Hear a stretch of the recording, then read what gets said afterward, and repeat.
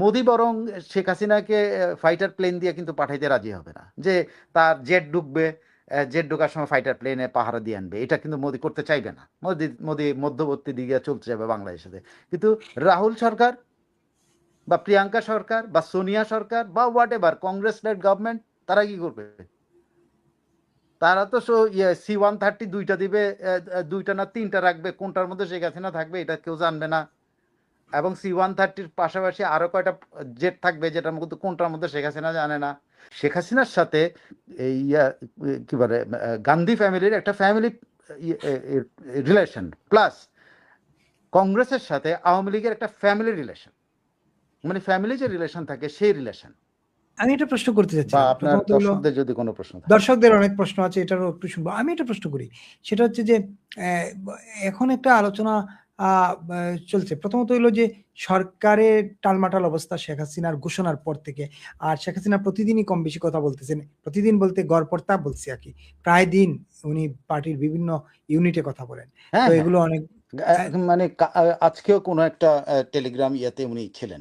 হ্যাঁ, আমি প্রায় দিন বলতে বলছি যে প্রত্যেক দিন না, প্রায় দিন বলতে মনে করেন 4 দিন 5 দিন পরে বড় কোনো একটা ঘটনার কথা বলে নাকি। প্রায় দিনে কিন্তু বড় জায়গাতেই কথা বলছেন, প্রত্যেক আচ্ছা প্রত্যেক প্রত্যেক আসনে, মানে সংসদীয় আসনে কিন্তু উনি কথা বলতেছেন প্রত্যেক দিন। আচ্ছা, তো এই কথার প্রেক্ষিতে সরকারের মধ্যে এক ধরনের নড়াচড়া তো খুব ভালোভাবেই নড়াচড়া হচ্ছে, আমি বিভিন্ন মহলে কথা বলার পর যেটা বুঝছি। এবং এই যে অডিওটা আমি আবার ক্লিয়ার, এই অডিওগুলো যে আমরা যে পাচ্ছি, যে অডিওগুলো, এগুলো কিন্তু এই অনুষ্ঠানগুলির অডিও, কিন্তু এটা কিন্তু আলাদা কোনো অন্য কিছু। এই অনুষ্ঠানগুলিতে উনি যে তার নেতাকর্মীদের সাথে কথা বলছেন সেখানকার অডিও কিন্তু এগুলি। বুঝতে পারছি।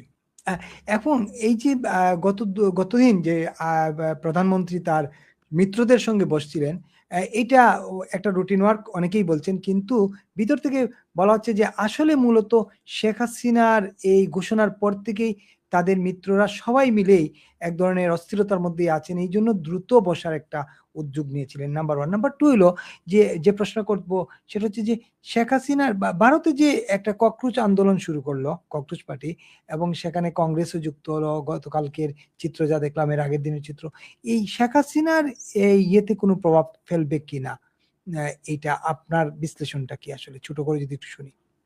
ককরোচ আন্দোলনের শেখ হাসিনার সাথে কোনো সম্পর্ক নাই, যেটা অনেকে মনে করছেন যে ডিপ স্টেটের আন্দোলন যেটা প্রচার হচ্ছে, ডিপ স্টেটের আন্দোলন, মোদি পড়ে গেলে কি হবে শেখ হাসিনার, এই কথাগুলো বলছে। তো আমি যখন এগুলো আসে, অনেকে বলছেন যে বাংলাদেশে অনেকে উৎফুল্ল যে দুই রকম ভাগ আছে বাংলাদেশের, মানে জামাত এবং এনসিপি শিবির এবং বিএনপি শিবিরের মধ্যে। তো জামাত এনসিপি যেটা মনে করছে যে যদি মোদি পড়ে যায়, এনসিপির লোকেরা যেটা মনে করে মোদি যদি পড়ে যায় তাহলে সেখানে একটা অস্থিরতা হবে, সো শেখ হাসিনার ফেরত আসা মানে অসম্ভব হয়ে যাবে। এটা হলো তার ফেরত আসা অসম্ভব, কারণ শেখ হাসিনার শক্তি ক্ষয় হবে। তো আমি তাদেরকে এটা একটা আরেকটা গ্রুপ মনে করে যে মোদি যদি পড়ে যায় এবং পরবর্তীতে ভারতে স্বাভাবিকভাবেই মানে একটা পট পরিবর্তন, এটা তো ভারতে বিপ্লব হওয়ার কোনো সুযোগ নেই, সেটাও আমি একটু বলছি আপনাকে একটু পরে।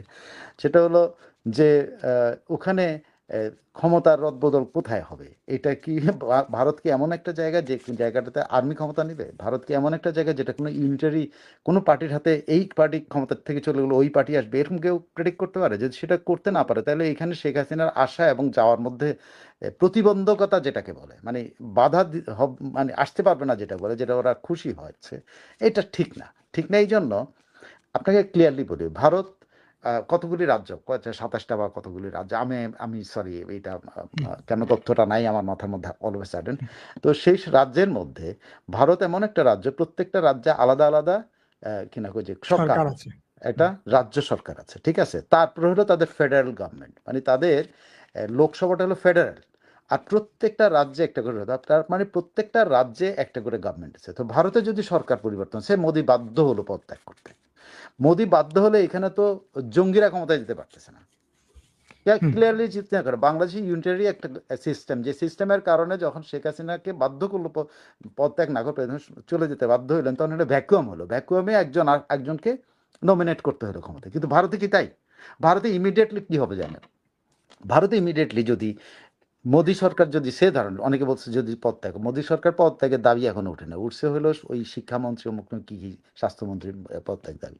তো সেখানে যদি মোদী সে ধরেন ক্ষমতা আহ, আহ, মানে ত্যাগে বাধ্য হইলো, তাহলে ভারতে কি হবে? ভারতে একটা ইন্টারিম গভর্নমেন্ট আসবে, there will be an interim government who will be conducting elections, simply hmm, elections, মধ্যবর্তী নির্বাচন করবে। একটা ইন্টারিম গভর্নমেন্ট হবে, যে ইন্টারিম গভর্নমেন্টটা মধ্যবর্তী নির্বাচন করবে, nothing nothing more than that. তার কিন্তু পুরো 27টা রাজ্যের মধ্যে কোথাও রাষ্ট্র কাঠামো কোনো পরিবর্তন হচ্ছে না, কিন্তু তার না, শুধু সেন্ট্রাল গভর্নমেন্টের কাঠামোর মধ্যে পরিবর্তনটা হচ্ছে। এবং সেই হুম, সেন্ট্রাল গভর্নমেন্টের কাঠামো পরিবর্তনের জন্য একটা স্ন্যাপ ইলেকশন হবে, এটাকে বলে স্ন্যাপ, মধ্যবর্তী নির্বাচন ইলেকশন হবে। তো মধ্যবর্তী ইলেকশন হবে, সেখানে ক্ষমতায় সে ধরেন মোদি তো ইলেকশনে পাবে, ওখানে তো মোদিরে নিষিদ্ধ করতে পারতেছে না, বাংলাদেশের মতো এরকম করতে পারতেছে না। তো এখানে আপনি ওই বিপ্লব নামের কি যেন যে দেশ ছারখার করার ব্যাপারটা, এখানে কিন্তু তা হবে না। এখানে একটা সরকার যদি পতন হইতে হয়, পতন হইতে পারে, কিন্তু পতন হলে কিন্তু পরবর্তী আরেকটা সরকারের সিস্টেম আছে ওখানে, কারণ ওটা ফেডারেল গভর্নমেন্ট। ওখানে কিন্তু আপনি ওই 27টা রাজ্যের আপনি সরকারগুলো কিন্তু পতন ঘটাইতেছেন না, বরং ঘটাচ্ছেন শুধুমাত্র দিল্লির সরকারটাকে। তো দিল্লির সরকার যদি পতন হয়, তো দিল্লিতে একটা ইন্টারিম গভর্নমেন্ট হবে, স্ন্যাপ ইলেকশন হবে, মধ্যবর্তী নির্বাচন হবে। মধ্যবর্তী হুম, নির্বাচন আসলে ককরোচ পার্টি আসবে না, বকরোচ পার্টি আসবে না, কংগ্রেস আসবে না, বিজেপি আসবে, নোবডি নোজ ইট। তখন ইলেকশনে আবার একটা জনমত যাচাই হবে, সেই জনমত যাচাইয়ের মধ্যে যে নির্বাচন আসবে সে জিতবে। ধরেন বিজেপি জিতলো না, কংগ্রেস জিতলো, বেস্ট অল্টারনেটিভ কি? বেস্ট অল্টারনেটিভ মানে বেস্ট, আপনার যদি এরপর অল্টারনেটিভ কেউ খোঁজে, তাহলে তো কংগ্রেস এবং তার মিত্ররা।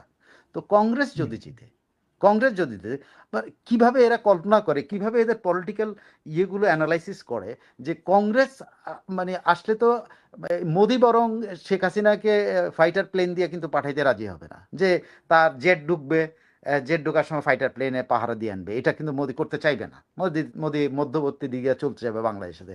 কিন্তু রাহুল সরকার বা প্রিয়াঙ্কা সরকার বা সোনিয়া সরকার বা whatever Congress led government, তারা কি করবে?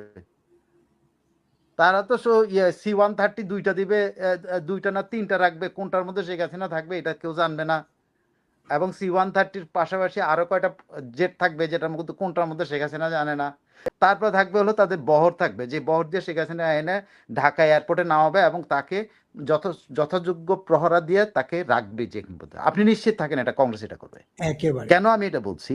It is a family tradition, family relation. So Sheikh হাসিনার সাথে এই কি বলে গান্ধী ফ্যামিলির একটা ফ্যামিলি রিলেশন, প্লাস কংগ্রেসের সাথে আওয়ামী লীগের একটা ফ্যামিলি রিলেশন, মানে ফ্যামিলি যে রিলেশন থাকে সেই রিলেশন। তো সেখানে এরা যে আহাম্মকের মতো ভাবে যে রাজীব গান্ধী কংগ্রেস যদি আসে তাহলে শেখ হাসিনা আসতে পারবে না। কারণ কি? তারা ভাবতেছে যে ওনার আসার পথ রুদ্ধ হয়ে, কারণ বিদ্রোহী সরকার ক্ষমতায় আসবে। আরে ভাই, ওখানে বিদ্রোহী সরকার আসবে না, ওখানে আসবে একটা ইন্টারিম গভর্নমেন্ট। যদি কারো পতন হয়, ইন্টারিম গভর্নমেন্ট আসবে এবং সেই ইন্টারিম গভর্নমেন্টের মধ্যে আরেকটা নির্বাচন হবে, স্ন্যাপ ইলেকশন হবে। ওখানে কিন্তু বিপ্লব হচ্ছে না, ওখানে সেনাবাহিনী এসে হস্তক্ষেপ করবে না, ওখানে এয়ারফোর্স এসে হস্তক্ষেপ করবে না, ওখানে র্যাব এসে হস্তক্ষেপ করবে না, ওখানে পুলিশ মারতে পারবে না, ওখানে ওইসব চলবে না। অনেক ক্ষমতা বদল হয়ে যেত, অনেক সরকারের পতন হইতে পারে, কিন্তু তাই বলে তো সেন্ট্রাল গভর্নমেন্টে যায় ককরোচ পার্টি ক্ষমতায় বসবে না। প্রশ্নই ওঠে নেপালে না। কি? নেপালেও তো ককরোচ পার্টি বা বালেন্দ্র পার্টি, যেটা যেটা জেনজি পার্টি, ওরা কি যায় সরাসরি ক্ষমতায় বসছিল? না, ইন্টারিম গভর্নমেন্ট আসছে। So where is democracy? আমাদের এখানে তো ডেমোক্রেসি নাই বলে তো আমাদের আর্মি সবসময় এই জিনিসগুলো প্লে করে। আমাদের যেহেতু ইউনিটারি গভর্নমেন্ট, আর্মি হস্তক্ষেপ করতে পারে, কিন্তু অন্যান্য জায়গায় তো তা না। আর অন্যান্য জায়গায় আর্মি কিন্তু কনস্টিটিউশনের বিরুদ্ধে যায় না, আমাদের দেশের আর্মি তো কথায় কথায় কনস্টিটিউশনের বিরুদ্ধে যায়। সো যারা এইসব কল্পনা করে, কল্পনা করতেই পারে। বরং মোদী সরকার গিয়া যদি রাহুল সরকার আসে, বা যদি কোনো কোয়ালিশন গভর্নমেন্ট আসে, তারা কিন্তু যেহেতু কোয়ালিশন গভর্নমেন্টটা রাহুলদের নেতৃত্বে হবে, মানে সেকেন্ড বেস্ট চয়েস নেতৃত্ব হবে, ওকে আপনি কি করে মানে বাধা দেবেন? আমি তো এটা বুঝতে পারি না। মানে এদের, সো আপনার যারা প্রশ্ন করছেন, আমার ধারণা আমি আপনাকে বুঝতে পারছি কিনা, কিন্তু আপনার অন্যান্য যারা প্রশ্ন করছেন তাদের জন্য আমার এটাই বক্তব্য, যেটা শেখ হাসিনা আসার পথে আরো সহজ হবে, বরং বাংলাদেশ সরকারকে আরো শক্তিশালী প্রতিরোধের মুখে পড়তে হবে, ওর আরো শক্তিশালী বিরোধের মুখে পড়তে। ভারতে যে সরকার এরপরে আসবে, মোদী সরকার যতটা না বিরোধী, তার চেয়ে বেশি বিরোধী হবে তারা। মানে শেখ হাসিনা বলছেন যে ফাঁসির আসামি বাচ্চু যদি দেশে আইসা ইয়ে করে ফেলে তাইলে সমস্যা কোথায়, একদম যুদ্ধাপরাধী খালাস পেয়ে যায় উনি আর তো বলছেন ফাঁসির মঞ্চ উনি প্রধানমন্ত্রী হিসেবে ওনাকে নিয়ে গেছে, বলছেন ওনার ইঙ্গিতটাকে আমার জন্য প্লেন পাঠাও, আমি তো প্রধানমন্ত্রী হিসেবে গেছি, এখন সেই হিসেবে আমার জন্য প্লেন পাঠাও। রাইট। উনি টিটকারি করতেছেন গভর্নমেন্টকে, আমি মস্কারা শব্দটা ইউজ করছি, কিন্তু এখনো যেহেতু যদি এই নিয়ে উনি কিন্তু টিটকারি করতেছেন যে ওদের বৈধতা সরকারের নিয়ে উনি উনি করছেন সরকারের উনি আমলেই নিচ্ছেন না। না। কারণ সরকারকে আমলে নিচ্ছেন উনি, কিন্তু উনি বুঝতে পারছেন যে এই সরকার বেশি দূর যাবে না। বেশি দূর যাবে না।